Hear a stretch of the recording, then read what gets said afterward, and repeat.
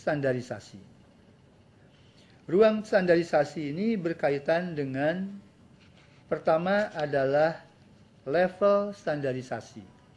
Level standarisasi kalau kita ketahui adalah internasional, kedua regional, ketiga nasional, keempat asosiasi, kelima perusahaan, dan keenam individu. Sehingga kalau kita bicara tentang standar, maka ada standar internasional, ada standar regional, ada standar nasional, standar asosiasi, standar perusahaan, dan standar individu. Itu berdasarkan tingkatannya. Kemudian standar juga bisa dibagi menurut aspeknya, yaitu nomenklatur, spesifikasi, pengambilan contoh dan inspeksi, pengujian dan analisis, tingkat mutu atau spesifikasi, penyederhanaan dan rasionalisasi, aturan pelaksanaan, aturan internal, pengemasan dan pelabelan, dan kontrak. Itu berdasarkan aspeknya. Sedangkan pembagian standar menurut sektornya, misalnya engineering, transportasi, bangunan atau konstruksi, makanan, pertanian, kehutanan, tekstil, kimia, perdagangan, ilmu pengetahuan, pendidikan, dan sejenisnya. Ini yang sering kita sebut sebagai ruang standarisasi. Lalu berdasarkan jenisnya, standar itu terdiri dari standar yang terkait dengan daftar istilah.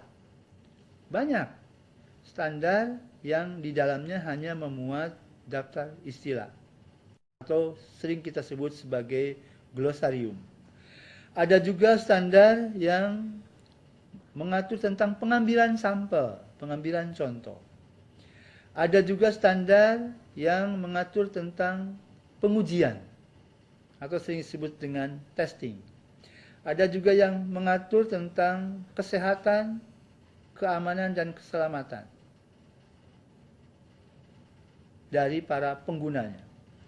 Ada juga standar yang mengatur tentang proses dan manajemen. Standar yang mengatur tentang petunjuk dan pedoman, tentang pelabelan penandaan, tentang aspek lingkungan, dan sebagainya. Jadi ini kita kelompokkan standar berdasarkan jenisnya. Kemudian kalau kita kelompokkan menjadi 3 besar, maka jenis standar itu hanya menjadi 3. Yang pertama adalah standar produk, barang atau jasa. Yang kedua, standar sistem manajemen. Dan yang ketiga, standar penilaian kesesuaian.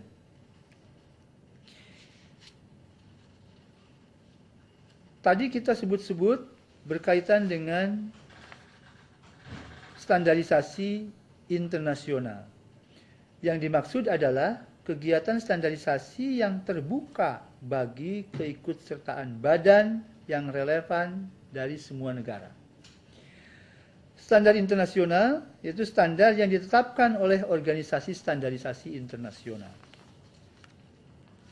Standar internasional yang selama ini kita akui adalah ISO, International Organization for Standardization. IEC, International Electrotechnic Commission. ITU, International Telecommunication Union. IMO, International Maritime Organization.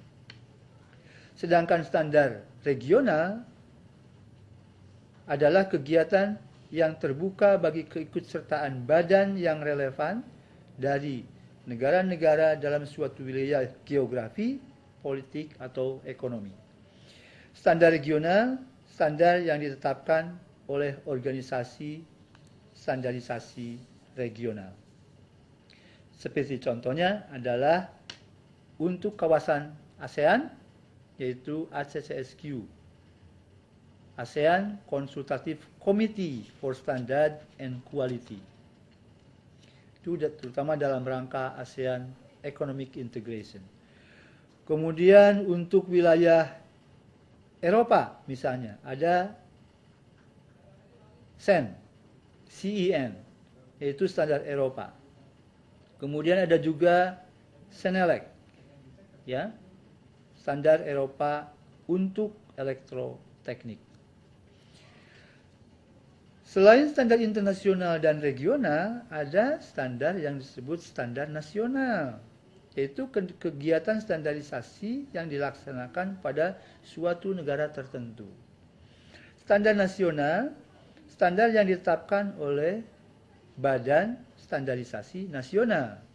Jadi ketika di Indonesia, maka yang menetapkan standar nasional adalah Badan Standarisasi Nasional atau BSN. Sedangkan standar nasional sendiri disebut sebagai SNI, seperti yang sudah saya jelaskan sebelumnya.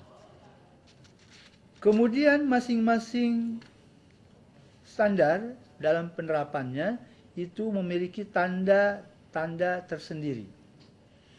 Misalnya, SNI itu punya tanda tersendiri,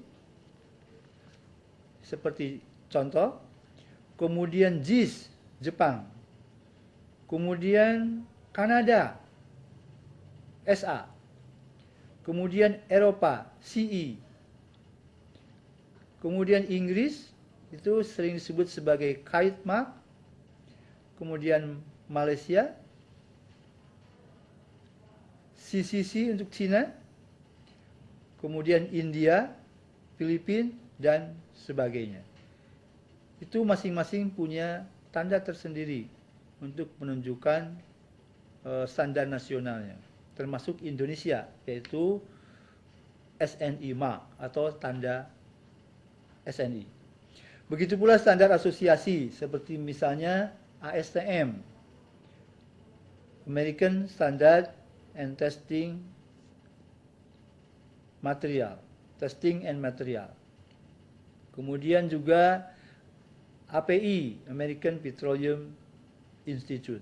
Itu sebagai contoh dari standar asosiasi.